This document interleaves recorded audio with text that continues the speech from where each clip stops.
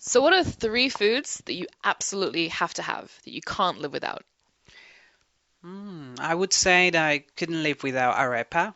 Is like my daily breakfast in Venezuela. What's that? Arepa is made of corn flour and it looks like a hamburger. So you put anything you want inside, and it's very tasty. And I would say like 95% of Venezuelans eat arepas every day. Um, well, it's kind of like a high carb diet in my country, so I need rice also Hmm. for lunch and bread. Bread is another thing. In the afternoon, a piece of bread, sweet bread with coffee is kind of like mandatory. So lots and lots of carbs in your diet. Yes. What about you? What about in England? Well, English breakfast is not the healthiest of breakfasts. It's like a big plate with fried eggs, fried sausages, hash browns, like hashed potatoes, beans, just everything fried and everything delicious. And I would say that I can't live without that, but if I ate it every day, then I would probably not be able to leave my house because I would be so fat. But it's definitely a food that is in my top foods of all time. That's probably my favorite. But recently I've been eating lots of tofu as Oh, I see. breakfast. Yeah, so a little bit of tofu, a little bit of soy sauce just for Just that? breakfast, which is just, it's a bit of a boring breakfast, but it's really healthy, I guess. Hmm. So I've been eating that a lot every day. So I probably can't live without that recently. And also pizza. Oh, Pizza. pizza, Pizza. yes. I think Very good. everyone can't live without pizza. Yes. Pizza is the best. Pizza is definitely a Yeah, I food that I try to can't live have without. pizza probably mm, tw once a week, I would say. Yeah. What's your favorite topping? Is that would be cheese. Cheese, classic. Definitely. Bacon. Cheese and bacon. Oh, sounds good. Yes. Very, very tasty. Just Yeah. cheese and bacon or anything No, else? no, I'm going for anything actually, but I will always need to have cheese and bacon on my pizza. Pizza's not Yes. pizza without cheese. Yes. Has to have Yes. cheese. Now, Oh. what else do you have? So you said tofu, pizza. What other food can you live without? Well, my grandma is part Italian, so we have Mm-hmm. lots of like pasta and lasagna in our Ah, family. good. So I try and eat, well, I try not to eat a lot of pasta because I'll get really fat, but pasta is definitely something that I can't live without. Yeah, Italian So good. food, so good. Yeah. Yeah, And again, lots of cheese. yeah. We also do a lot of lasagna, Mm, but well, we call it pasticcio. It's a pasticcio. different name, but it's the same lasagna, and it's also very tasty. So Yeah, good. but So high like a carb real food. like real comfort food, isn't it? Yeah, Lasagna. yeah. Oh, so good. So, what would you say is your comfort food? My comfort food. That would be arepa again. Mm. Yeah, definitely. You said you can have lots of like fillings in that. Yes. So my favorite would be black beans with cheese Cheese. inside. It sounds a little bit like a mix up of things, but is really, really tasty. We do eat a lot of black beans every day Mm. in Venezuela. Yeah, Mm. it's very common. What about you? My comfort food, I can't eat it as much as I would like to these days, but it's probably my mom's spaghetti bolognese. So good. It's so good. Like lots of pasta, lots of tomato, lots of herbs, lots of cheese. Sounds good. Ah, it's Yeah. amazing. I would like live with my parents if it meant I could have spaghetti bolognese every day. So good, so tasty. Ah, but yeah, it's the best. Nice. Hey Katie, I'm having a party, Super Bowl party at my house on Sunday in a couple weeks. Would you like to come over? Okay, but I have absolutely no idea what the Super Bowl is. Well, the Super Bowl is our big sporting event, and we have it once a year. But it's okay if you don't know anything about American football, because actually, the Super Bowl is kind of like our unofficial holiday. Okay. Yeah, so what happens is everybody comes over to somebody's house, and you have a big party, and you watch the game, but nobody really watches the game. There's lots Okay. of other stuff going on, so it should be good. Do you have like Super Bowl food? that you eat? Exactly, exactly. So it's kind of like a big feast. So we'll have like hamburgers and stuff that we'll barbecue, and we'll have lots of like chips and dip and stuff like that. So you don't have to bring any food, but it's potluck. So if you do want to bring something, yeah, I would recommend it. Do you have to be like a supporter of one of the teams in the final? No, and actually the game's not for a couple weeks, so we don't know who the two final teams are going to All be. right. They still have to decide. But actually, there's a bunch of things that have nothing to do with football on the Super Bowl that you'll probably like. The first is they have the halftime show. You may have heard about the Super Bowl halftime show. Okay. You like music, right? I love music. Right. So they always have a really big musical act. And actually, this year I don't remember who it is. I'll have to check, but it's usually somebody like Bruno Mars or U2 or somebody like that. I think last year it was Katy Perry, was it not? It might have been, yeah, but it's always a really, really big person. Mm. Another thing that's really cool about the Super Bowl is the commercials. Okay. So the commercials, the companies spend a lot of money on the commercials, and they're usually really good. So the commercials, people are often more into the commercials than the game, Okay. especially if one team's if it's a lopsided win. So yeah, so the commercials are fun. What kind of commercials do they have? Oh, like companies like Pepsi or Coke or like really big name It's like the companies. really big ones. Yeah, they'll spend like millions and millions of dollars. These are usually the most expensive commercials because it's one local game and one local audience. Like the World Cup is a more watched event, but the commercials are regional for all the different countries. Whereas the Super Bowl, the commercials are just for Americans. Yeah. So yeah, these are usually the most expensive commercials like around the world. So they're usually really well done. Is it just American teams in the Super Bowl? Yes, it's very, Americanized, you might say. But, like I said, the game's really not that important. But there is one way that you can make money. Okay, I'm Yeah. interested. So what happens is we have like a pool and you can draw numbers and like you don't have to know anything about football, but you can have like, draw numbers for the first person to score a touchdown or the first player to get a penalty or things like that. And you just fill out the chart, and then if your player gets that, then you can get money. So you have to contribute. You have to pay like $10 Hmm. to play, but then it's in a pool, and then you could win money at different points during the game. Have you ever won at the Super Bowl before? Yeah, it's kind of like how it works out where everybody wins a little money and everybody loses a little money. Hmm. So, gambling technically is illegal, Of but course. yeah, but it's like just one of those things that everybody It's does. not for big money, No, just for a little bit of money. just a little bit of money, So it's okay. just to have fun. Mm. Yeah. So, and then once I find out what teams are in the finals, then I'll tell you about the colors. And it's usually best that you choose one team that you're going to support. Okay. So I'll fill you in about who the teams are later and all that. Right. So are you willing to come? Yeah, sounds like fun. Okay, cool. I'm in. All right, so it's going to be at my house at 3. So if you can show up around 2-ish. Should I bring some food? You can bring some type of maybe salad or like a bean dish or something like that if you like. But we'll like the main food we'll provide. We'll have pizza, we'll have burgers. Oh, and it's BYOB. Okay. So if you want to drink, you have to bring your own alcohol. All right. But we will have some beers and stuff. Do you drink? Sometimes. Okay, cool. Like 10% of the time. All right, so see you there. Glad you can come. No worries. So, so we've been talking about women's roles in society, and are you a stay-at-home mom or a working mom? Well, I guess I'm both. Right now, I'm on maternity leave, and I'm on month 6 of maternity leave. What does that mean? So, maternity leave is when you have a job, but then you become pregnant or you're going to have a baby, maybe adopt too. So, you're going to have a baby, and so you take time off of work to stay home with the new baby. Oh, I see. Do you still get paid? I do. I get about half of my wage. So I do still get paid, and I'm very grateful for that. So I've been at home with the new baby for 6 months, and I'm going to go back to work next month. Oh, what will happen with the baby? So I have 2 kids, actually. I have a toddler and a baby.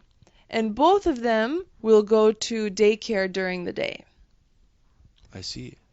So I signed up for the daycare before the baby was even born. it's really hard to find good daycare that you can afford, that's near your house. So you have to start planning before the baby's even born if you're the type of person who wants to go back to work. I see. I don't think many men worry about getting good daycare for their children when they No, think about their jobs. no. Even when there's a family and the mother and father both work, still it's the mother that has to do everything with the kids, usually. Usually the mom has to, for example, get the bag ready for the kids to take to daycare. They have to arrange the daycare. The daycare has the mother's phone number, usually. And so the mom has to do a lot of extra work, even though mom and dad both have full-time jobs. I see. Are you saying that things should be different? Yes, I think things should be different. I'm so lucky. My husband agrees with me. And my husband, he drops the kids off at daycare and he picks them up and he does the laundry and the dishes. And it helps me to be, and it helps me focus on my career so that I can stay late at work if I need to. I can go to an extra meeting on a weekend, and it makes me feel more fulfilled that it's not my husband's job that comes first.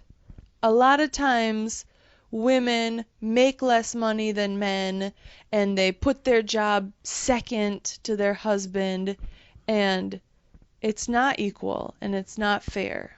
And so I think that people should work on making things more equal. Well, I agree with you. Thank you. Okay, so Sarah, you said you participated in rodeos before, but I thought only men ride horses in rodeos. Yeah, like 99.9% of the time, the men do all of the rodeo sports. There's like 2 sports for women, and the rest of them are all for men. Oh, When I said I wanted to do the traditionally male events, they said, "You can't do that. You're a woman. You have to do these other events that are not dangerous, they're safe." For example, the men do calf roping. You work with a baby cow, a calf that's about 100 pounds. The women do goat roping, and they oh, work with a tiny goat that's about the size of a small dog. So I just always thought the difference was stupid. I don't want to do the easy, safe event. I want to do the difficult event. And people were really surprised. And first they said you can't. And I said I'm going to anyways. wow. And the first time I did the saddle bronc, they said, "Look, look, look, we got you a girl horse because you're a girl." Oh my. And I thought, well, you didn't need to draw more attention to it. I just want to compete like everyone else. Right.